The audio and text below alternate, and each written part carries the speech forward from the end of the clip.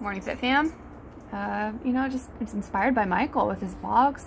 Just really wanted to give this a go, see what it felt like, give him a little shout out.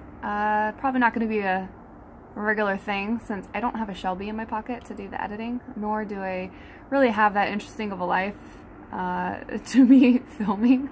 I don't think everyone needs to see me doing Excel spreadsheets at my desk like a hermit, but I'm taking a little break out in the yard. Got my dog, my coffee, before I kind of hit up the rest of the day. Still need to hit up boot camp, get my cardio in. Gotta go try on some dresses later. I'm gonna raid my friend's closet. The Marine Corps ball, I think it's with the USS Essex. I don't know. It's on the Midway. I'm going to the ball tomorrow, so I gotta find something to wear. Do this and do this, but that's tomorrow. So for today, just, you know, you're looking at it. Super boring.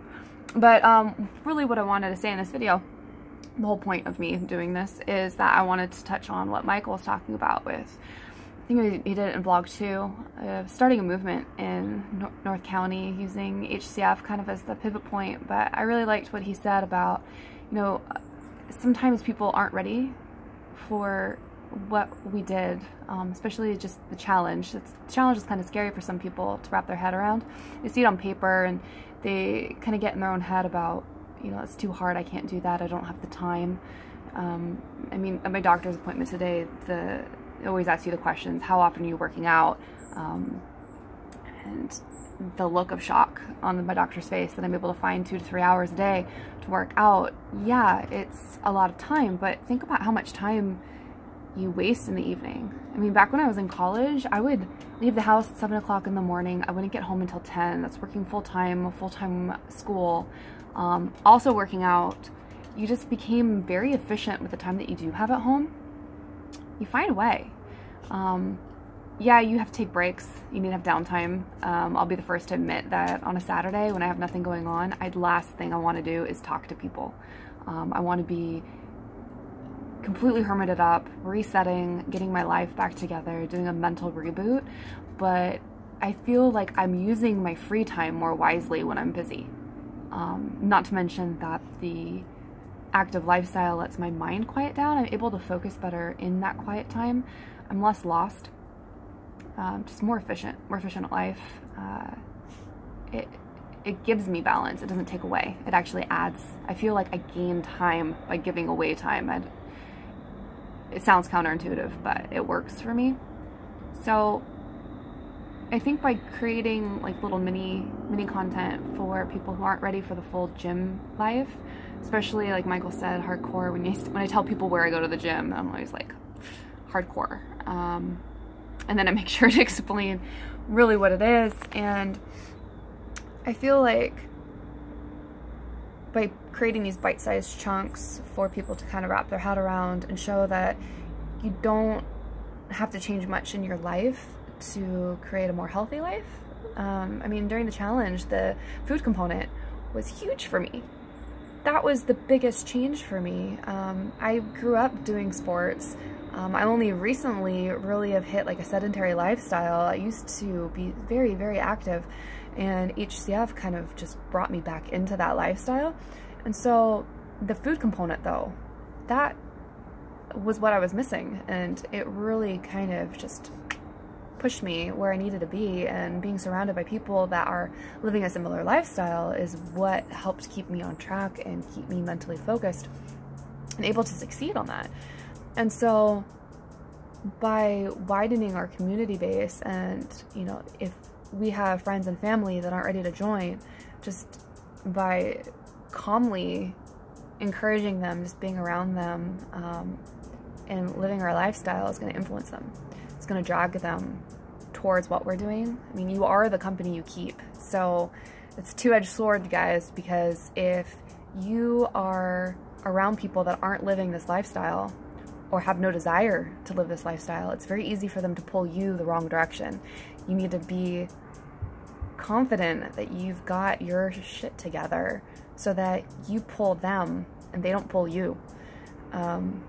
Which is where it's important that we also hang out as a fit fam when you get tempted or, you know, if people that that are important to you aren't a part of this and have no desire to be a part of it. And there's a difference between not being ready and never going to be. If they're never going to be and they're not super important in your life, like, what are you doing? Why do you need them in your life?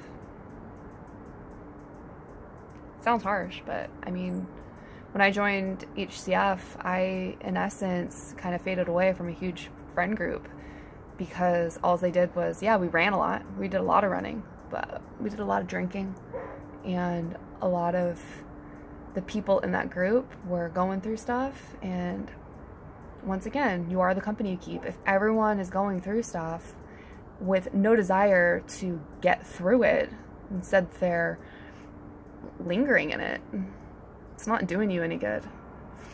HCF is a group of people that, yeah, everyone's got their trials and tribulations, everyone's walking through their own fire, but everyone's goal is to get through the fire and become a better person and get out on the other side and be the best that we can be, both mentally, physically, emotionally.